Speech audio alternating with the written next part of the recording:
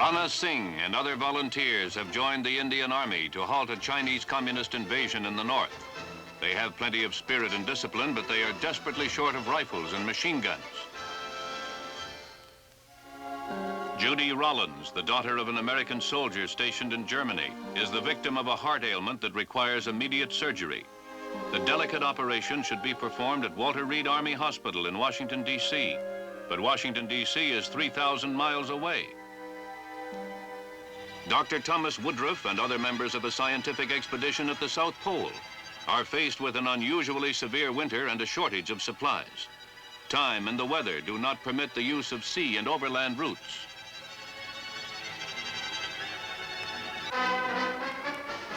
Colonel Cullis, the commander of an Army battle group in Fort Riley, Kansas, and his 1,500 infantrymen are urgently needed in Europe to support NATO forces. Rail and ocean transports would get them to their battle stations in about 2 weeks. The time units of modern war, however, are hours and minutes. To think in terms of weeks is to invite disaster. Mats 144, winds 210 degrees, 12 knots, cleared for takeoff.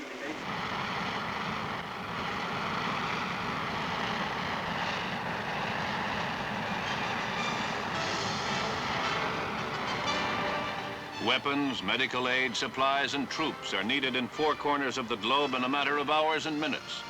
The Department of Defense has assigned the job to the Military Air Transport Service, called briefly MATS. This is the U.S. Army salute to MATS.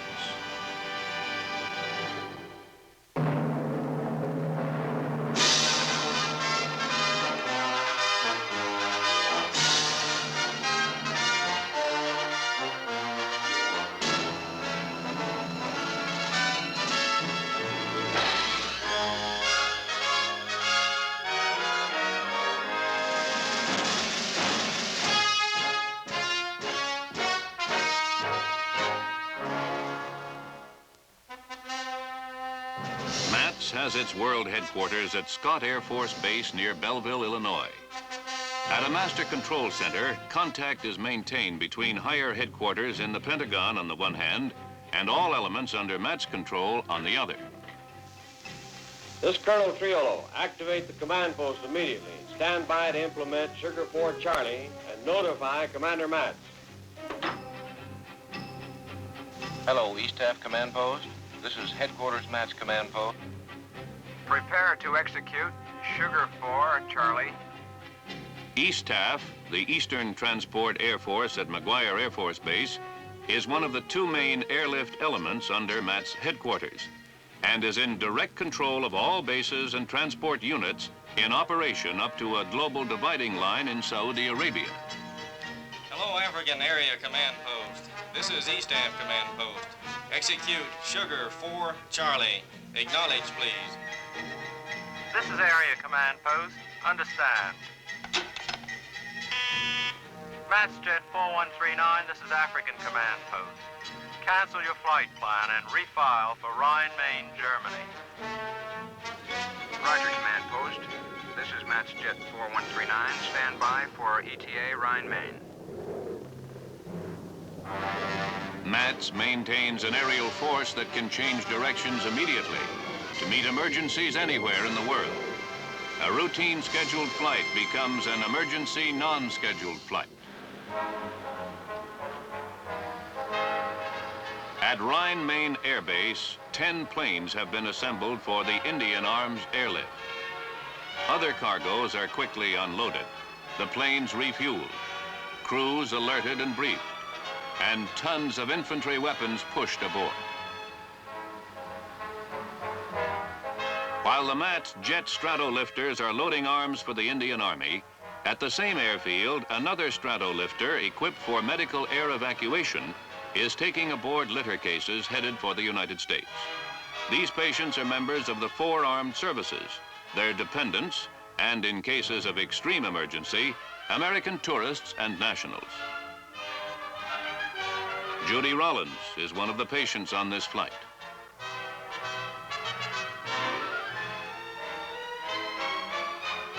There are 2 scheduled aero-medical evacuation flights from Rhine, Main every week.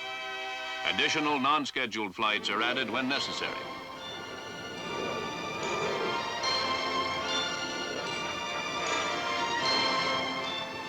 Not only do the patients need specialized medical care in the United States, but specialized medical care on the way. The airborne nurses have the equipment and the training to make them as comfortable as they might be in any hospital on Earth.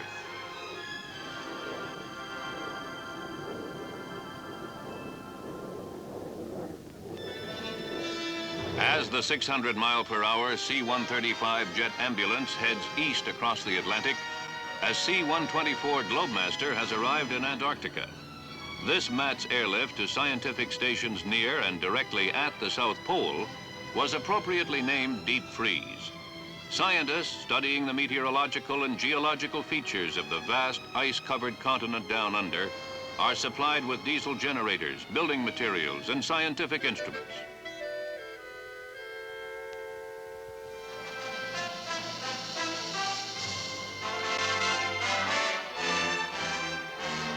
Local transportation to research sites was included in the airlift supplies.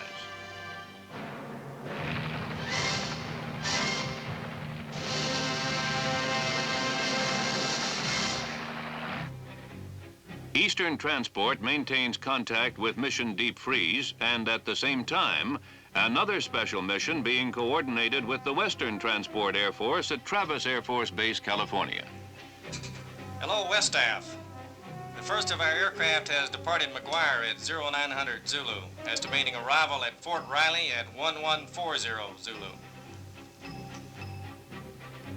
Hello, Matt, 00695. This is the West Staff Command Post. Be advised that you are to return. I say again, return.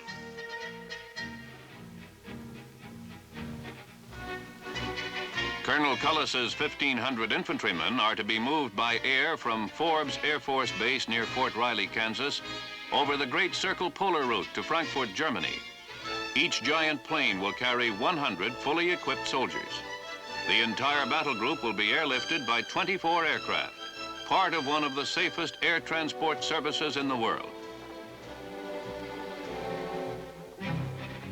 As East Staff and West Staff are following the progress of the 4 special missions to India, the United States, the South Pole, and Germany, they are also keeping track of routine flights to Wake Island, Guantanamo, Shannon, Ireland, Leopoldville, Tripoli, Rome, Naples, and many other aerial ports on 5 continents.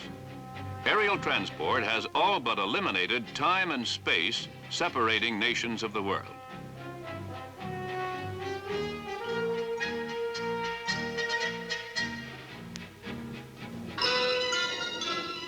If we were to skip over time and space to leave the present and head back to the past, to the time when MATS was given its first assignment, we would arrive at the year 1948. West Berlin had been cut off from the West by communist forces in preparation for eventual occupation. Railroads, canals, and highways were all closed to traffic. 2.5 million people isolated.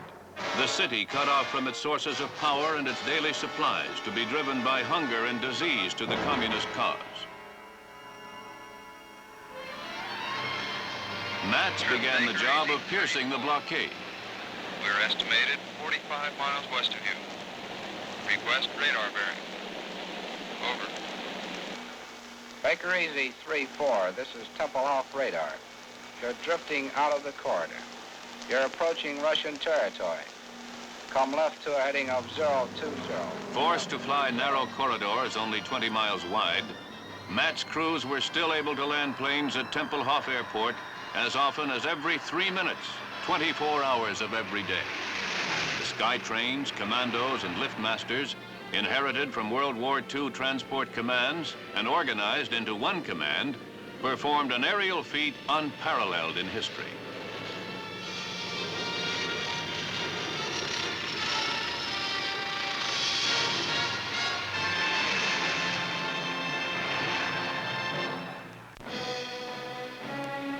The massive airlift continued for 15 months. 2.5 million tons of food, fuel, and medical supplies were flown into West Berlin.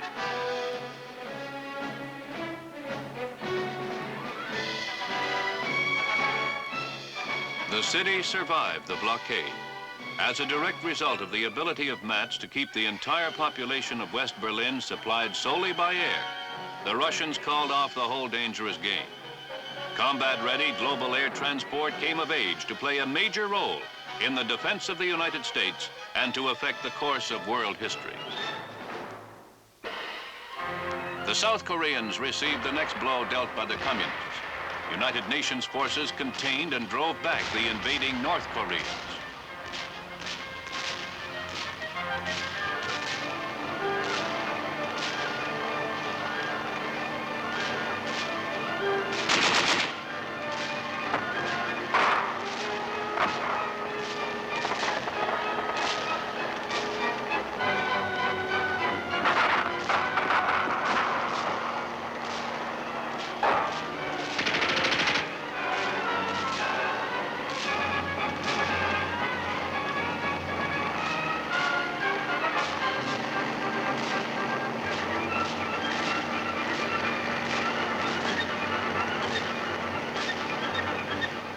In this action, 1,000 casualties were snatched from behind enemy lines.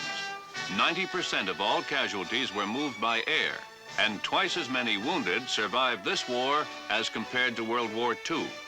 MATS planes flown in from every corner of the globe, including the Naval Air Transport wings, took the wounded out and brought in thousands of replacements. Far Eastern delivery of 70 tons of cargo per month was stepped up to 100 tons of cargo per day, which was routed through Japan. And then sent to United Nations and South Korean forces in the front lines.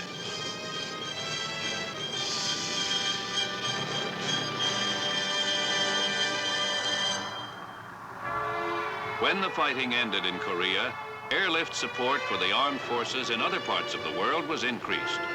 It was also possible to give emergency aid to friendly nations. MATS planes brought medical supplies into Dum Dum Airport, Calcutta, India, for the victims of an earthquake.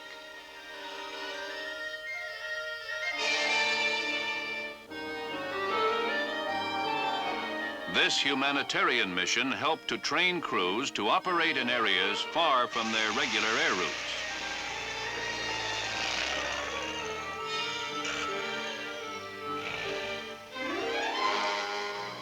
In 1953, the coastal regions of Holland were flooded by the raging sea.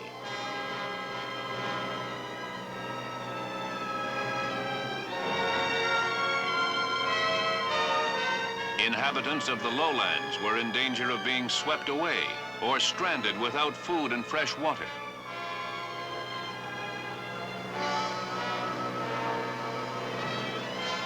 MATS planes flew rescue missions and dropped in materials for sandbags to reinforce the crumbled dikes.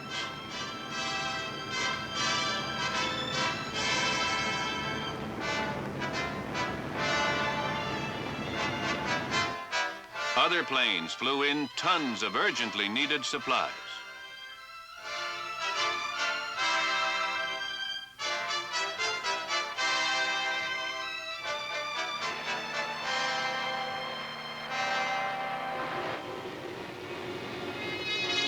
The following year, Operation Wounded Warrior.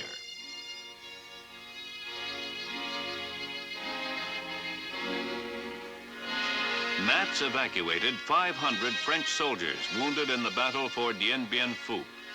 These soldiers had been surrounded for months without food, medicine, and finally without ammunition. They were flown 3/4 of the way around the world, from the Far East to the United States and finally to Paris. Operating in a reverse direction, MATS planes brought Hungarian refugees to the United States. These refugees had fought the occupation forces in Hungary with homemade bombs and stones until tanks finally overran their positions. On the other side of the world, the Lebanese government was attacked by an armed force within the country that threatened the peace of Lebanon and the peace of the entire Middle East.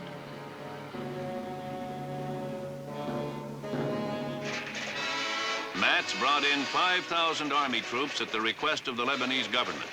The Army and the Marines landed by the Navy restored peace and order in a very short time without firing a shot. While residents of a coastal city in Florida were sunbathing or taking sightseeing tours, Matt's weather crews were in the air investigating a violent storm in the Caribbean. These aerial weathermen, called hurricane hunters, flew right into the winds of the storm, winds which sometimes reached 150 miles per hour with violent up and down drafts.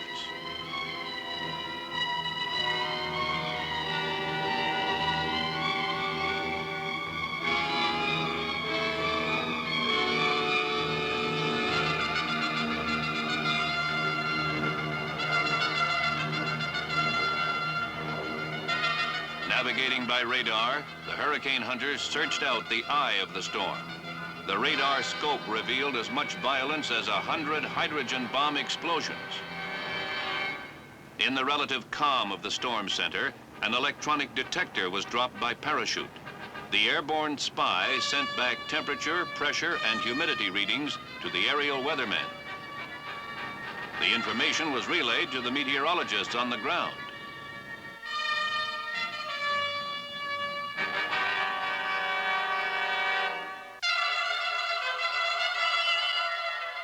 The speed, intensity, and direction of the storm plotted on a weather chart. The hurricane was evidently headed for the coastline with about 48 hours advance warning.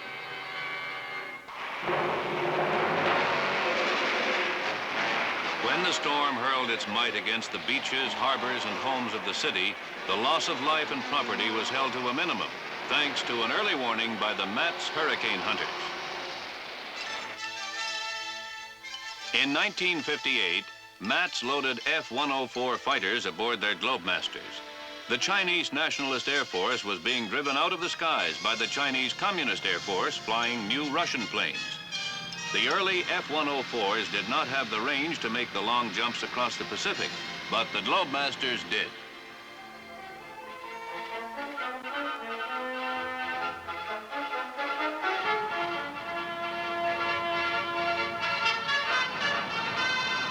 When the F-104s showed up on the Chinese Communist radar screens, the aerial threat to Formosa evaporated.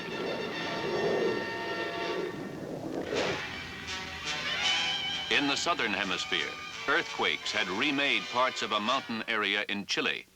Remote mountain villages were almost completely destroyed. In an operation called Amigo Airlift, Matt's planes made the longest trip they had made up to this time, 4,000 miles. 800 tons of emergency supplies, including 2 complete Army field hospitals, 700 doctors, nurses, and medical technicians, were air delivered.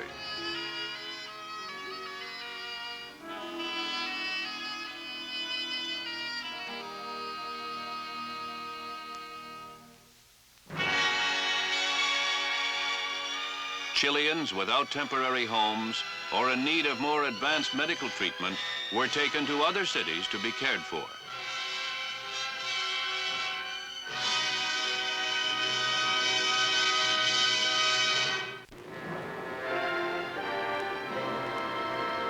That same year, in addition to carrying Thor, Atlas, Titan, and other missiles, Matt's took aboard iron lungs, donated by the National Foundation for Infantile Paralysis.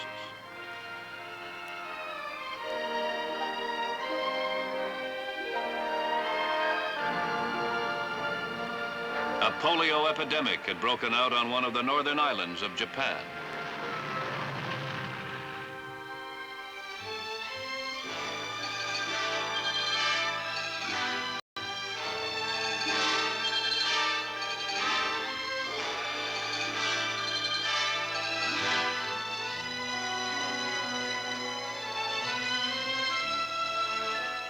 There were 600 victims of polio in one small region.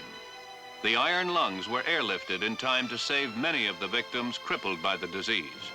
The airlift of iron lungs became a standard life-saving assignment for Matt's, whenever and wherever they were needed.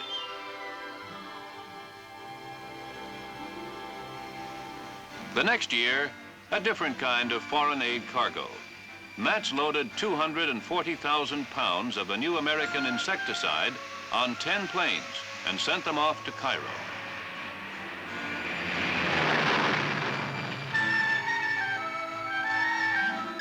The Egyptian cotton crop was being slowly eaten away by insects. Egyptian crop dusters took over the delivery of the insecticide, and an estimated 2 million bales of cotton, Egypt's main source of income, were saved. Further south in Africa, the inhabitants of the Ruigi River Delta in Tanganyika were threatened with starvation. Floods had ruined the crops and washed away the regular supply routes. 2 MATS Globemasters made 77 flights in 30 days, dropping 20 tons of corn per flight, enough grain to keep an estimated 50,000 people alive until new crops could be harvested.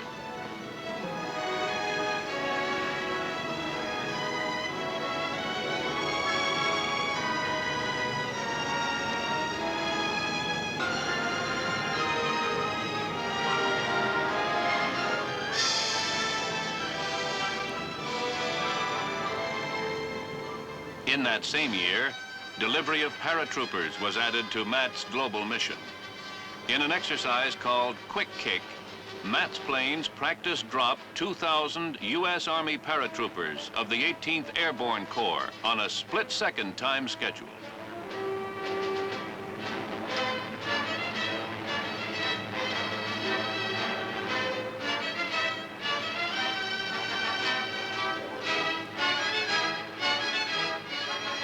After the men hit the ground, vehicles, artillery, and ammunition were sent floating groundward. Units and equipment dropped exactly where they were supposed to be dropped were quickly assembled and put into action. Hurdling the ocean, and another year, we arrive in Dublin, 1960. Irish troops bound for the Congo prepare for a 5,000-mile journey to a strange country torn by civil war.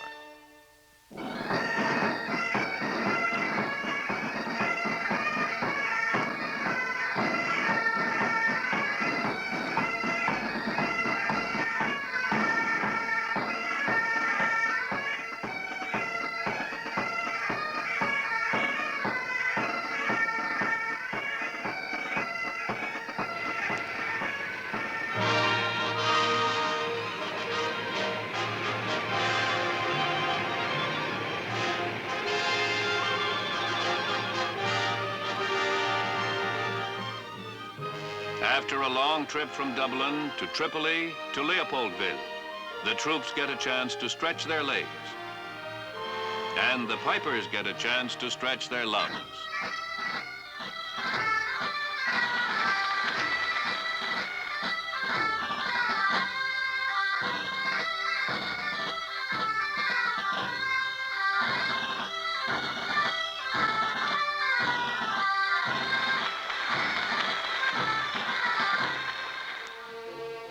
MATS crews flying in support of the United Nations mission in the Congo delivered troops and supplies from Sweden, Ghana, India, Canada, Malaya, Indonesia, Nigeria, Argentina, Ethiopia, Pakistan, Denmark, and 11 other countries. Some of the round trips totaled 23,000 miles, and the average trip was 12,000 miles, the longest airlift in history, both in distance and in duration.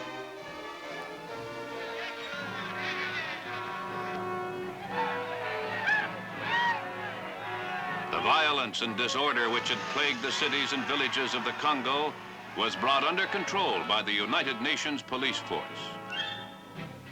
The Congo airlift is still going on. The time at the ESTAF Control Center is again the present.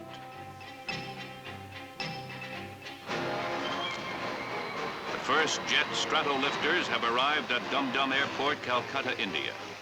The infantry weapons are immediately unloaded and rushed to the volunteer soldiers. The balanced scales of war were tipped in favor of the Indian people.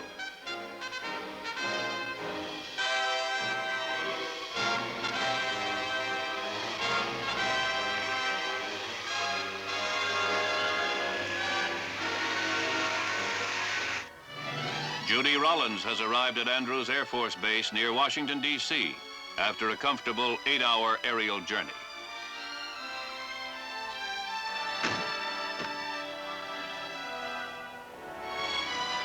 "10 hours have elapsed from the time she left an Army hospital room in Frankfurt, Germany, until the time she arrived in another Army hospital room in Washington, D.C.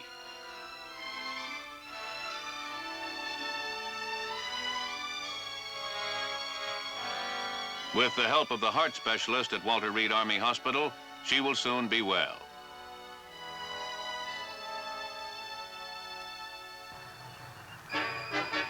A MATS Globemaster has reached the South Pole.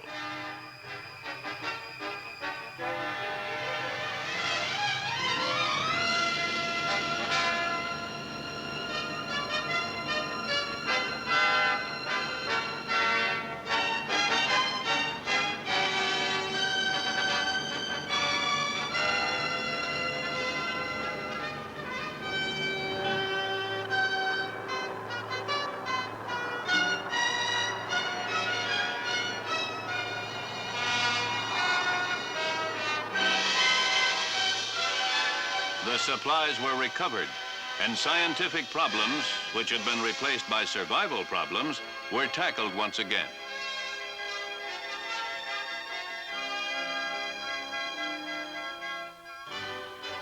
The same stratolifter that airlifted part of Colonel Cullis's Army battle group to Europe for the NATO exercises is unloading part of another Army battle group at McChord Air Force Base near Fort Lewis, Washington. Troops from Fort Riley, Kansas, flown to Germany. Other troops returned to Fort Lewis, Washington. Operation Long Thrust. 4 missions to 4 different parts of the globe have been completed on schedule. Hundreds of other MATS planes are still in the air over the ice fields of the Arctic and the Antarctic, over the vast expanses of the Pacific, the dense jungles of South America, the populated cities of Europe and the Far East, the sands of the African desert. Every minute of every day, MATS planes are in the air somewhere in the air lanes of the world on routine support missions for the armed forces. They are all ready to change course. All area command posts. This is E-Staff. All present missions are canceled. Implement recall and execute Phase 1. Repeat. Implement recall and execute Phase 1. In any spot in the world, 1 MATS plane can become 100 planes. 100 tons of cargo, 10,000 tons of cargo. 10,000 men, 100,000 men. MATS will support and supply these men wherever they go. In the hours and minutes it takes the fastest jet transports to fly the airways of the world.